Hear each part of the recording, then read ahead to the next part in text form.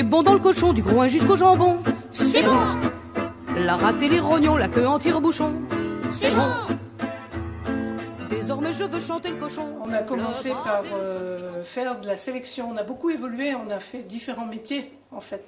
Toujours dans le port bien sûr, mais on a fait différents métiers. Quand on est arrivé, on a commencé par être sélectionneur. D'accord. Donc on faisait de la cochette de reproduction qui était mise ensuite dans les élevages. D'accord. Et puis après, le problème c'était l'utilisation des mâles, puisqu'on n'utilisait que les femelles. Donc après, on est parti plutôt sur... on a augmenté le cheptel et on a fait du porcelet de 3 semaines. Donc là, on est monté jusqu'à 300 truies avec porcelet de 3 semaines. Et ben, le laboratoire est récent. Hein. Au début, j'avais fait agréer par les services vétérinaires. Je travaillais dans mon sous-sol. Parce que je suis très, très méfiante et je ne me lance pas dans de gros investissements si je ne suis pas sûre que ça marche. Donc... on a commencé par avoir la clientèle et ensuite la clientèle faisait que mon labo était trop petit. Donc on a construit celui-là. Voilà. Le cochon, il est comme on l'élève. Donc c'est la viande qu'on veut, c'est ça? Si vous déséquilibrez l'alimentation, vous allez faire du gras, effectivement. Si vous avez une alimentation équilibrée, vous n'avez pas de gras.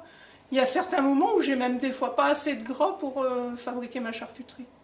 Et bien déjà, sa mère essaye chez nous. Ils naissent ici. Donc ça, c'est important aussi. Vous êtes naisseur. On est naisseur. On est même sélectionneur. Sa mère sera née ici aussi. Donc on est sélectionneur. On a déjà commencé par sélectionner les truies et les vérins. D'accord. Donc le porcelet est né. Il est élevé jusqu'à l'âge environ de 7 mois sur l'exploitation. C'est un minimum. 7 mois minimum. Ouais.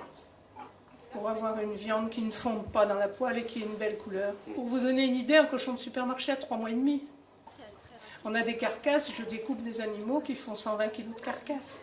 Alors que les animaux de supermarché, ils font 70-75 kg de carcasse. Donc c'est pas du tout le même animal, c'est pas la même couleur, c'est pas la même tenue à la cuisson, c'est pas... Actuellement on a 60 truies. On en avait 40, on est en train de remonter un petit peu le cheptel parce qu'on a des espoirs de passation de pouvoir. On n'est pas bio, on est raisonné. Parce qu'on veut se réserver la possibilité, le jour où il y aura, j'en sais rien. Bon, ça fait plus de 30 ans qu'on travaille et qu'on n'a jamais eu de gros pépins sur l'élevage. Mais ça peut arriver, hein, une grippe, j'en sais rien quoi, une saloperie quelconque. Et ce jour-là, je ne veux pas avoir à demander 36 autorisations pour utiliser Dieu sait quoi, ce jour-là. Et ils vont réagir. Je sais que si je tape très fort dès le départ, ils vont réagir puisqu'ils n'ont jamais rien eu. Ils ne sont jamais piqués, ils n'ont pas d'antibiotiques, rien du tout. Donc, Tout est bon dans le cochon, du groin jusqu'au jambon. C'est bon. La rate et les rognons, la queue en tire-bouchon. C'est bon. Désormais je veux chanter le cochon, le pâté, le saucisson. Répétons sur cet air polisson. Qui c'est qui est bon, c'est le cochon, c'est bon.